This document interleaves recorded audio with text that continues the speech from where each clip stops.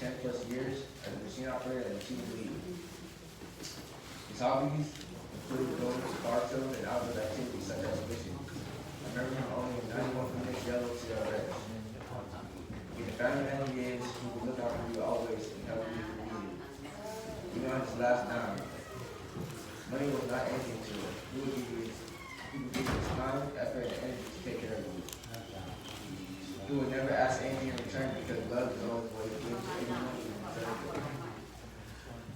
On times he needed to sit to himself, he stayed in South Dakota working in dairy farm as an agriculture.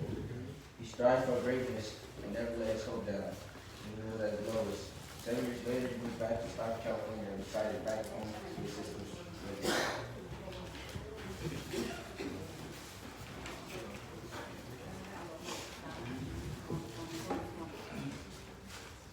Losing my father is the hardest thing for me and his family. Standing here talking about him before he went to rest pains me a lot. I have restless sleeps waking up every night realizing he's not here anymore. Days like these make me risk around with me. I'm sure his family will too.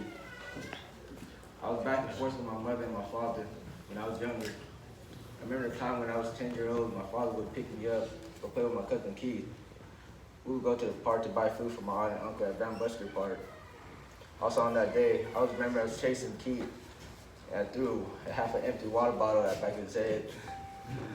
I made him cry and I got in trouble by my dad and I would start crying. The thing about it was pretty funny. My father's a great person in any kind of way, either for his family or friends. He'd do anything for you off right the bat. He values loyalty and he's a very observant person when it comes to people. Growing up, I didn't realize I didn't get to see him much because he moved to South Dakota with my Uncle Bobby. I would hear things about him that he was doing good out there and I couldn't make me any happier. I always wanted the best for him because of what he goes through. During my high school years, 2008 to 2012, he would get a hold of me, writing letters to me, telling me to take care of your health. And what is in your pockets is in your mind. He always had wise words to tell me. During phone calls, I would talk to him for 2 hours at most. I tried to make the best of it when he called me. He gave me advice about life. He asked me what I would want to do as a career.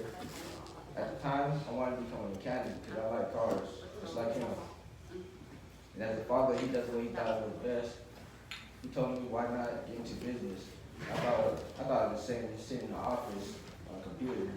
That I didn't want to do, but I realized he wanted me to do something as an entrepreneur to start some type of business. I always kept that in mind, but don't know what to start with that. Years passed afterwards, we come back to live in Stockton. I was trying my best to see him because of work was protected to balance that time. Right now, he had to go through dialysis and see him in the hospital several times made me think I need to see him more often.